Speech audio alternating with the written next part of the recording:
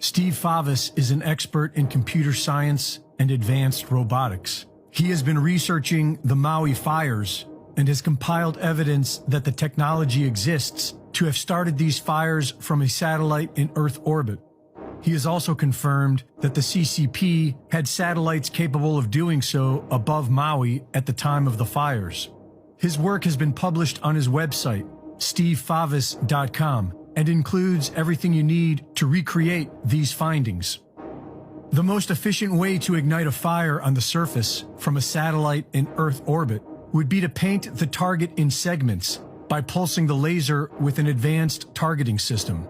To see if this were possible, Favis calculated what it would require to create a meter-wide, mile-long fire. Fired from a satellite, the Earth's atmosphere will absorb and scatter some of the laser energy, and so the laser would need to be in a wavelength range that minimizes this.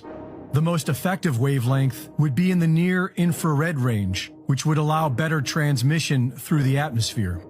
The near-infrared range would be invisible to the naked eye and would also have a minimal reaction with objects colored blue on the Earth's surface. The power of the laser would need to be in the hundreds of kilowatts range, and so Favis based his calculations on a 10 megawatt laser firing from Earth orbit. Assuming that the atmospheric loss amounts to 50% of the overall power and only 5 megawatts reaches the surface as a 1 square meter beam, it would ignite a fire almost instantly.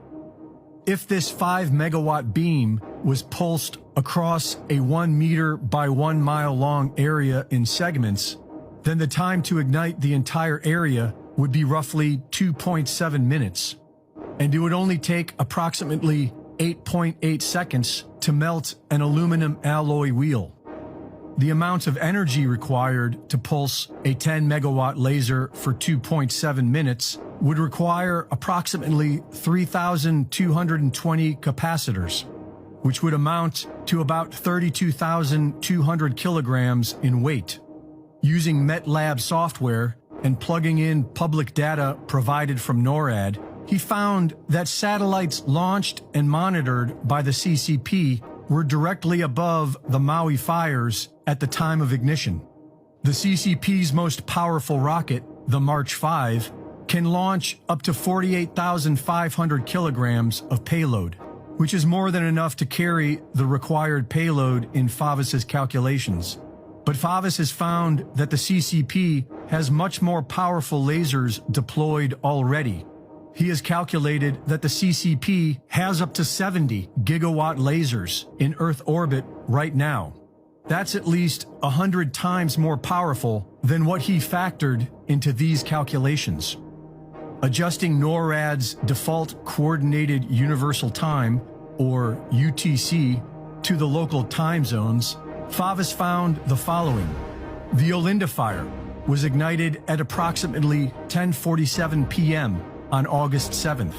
At this exact time, CCP satellite labeled NORAD 53299 was directly over the location. The Lahaina fire was ignited at approximately 6:37 a.m. on August 8th. At this exact time, CCP satellite labeled NORAD 55836 was directly over the location. The Kula fire was ignited at approximately 11:30 a.m. on August 8th. At this exact time, CCP satellite labeled NORAD 53299 was directly over the location. The so-called deep state does not want you to know that deadly lasers of mass destruction are freely traveling above us.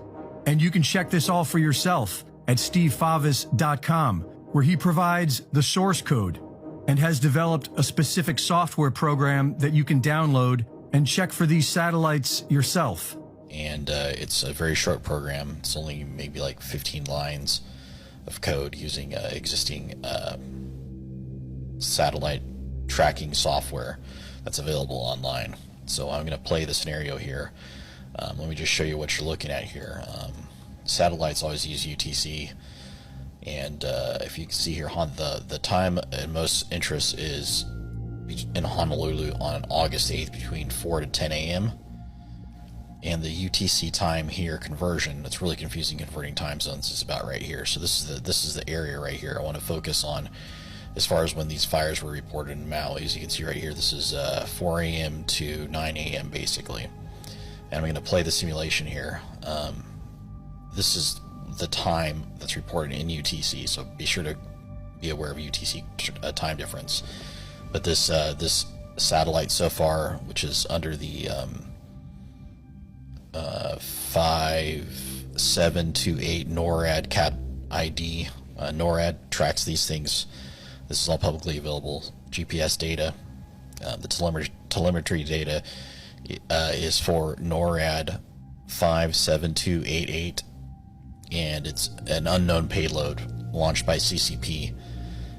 And the payload's large enough to host a space-based laser, and the physics are proven on my website at mrrobots.com/lasers. So I'm going to play the video now, okay? I'm going to clear the screen now,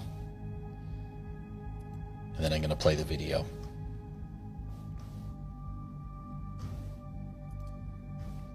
So here's a passing of it right now. It's going to come through here and pass. Again, this is NORAD CAT 57288, and this is Hawaii over here. You can see just when the sun rose around here. This is Hawaii right here, okay? So this is the area that we're focusing on when this satellite passes. Okay, it's about to pass now. I'm going to pause it when it goes about the peak area, and I'll give you the exact time of it when it passes over Maui. And it's probably about peak here. It's at its apex here, and the time of the UTC is about 1420 UTC, and that's about 2:20 p.m. UTC August 8, and Honolulu, it's about 4 a.m. So that's about 14:04.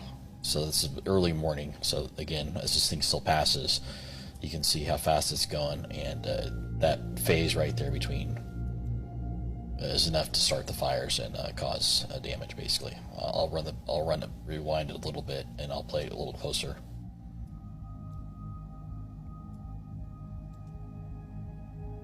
I'll zoom in on this just so you can see the UTC.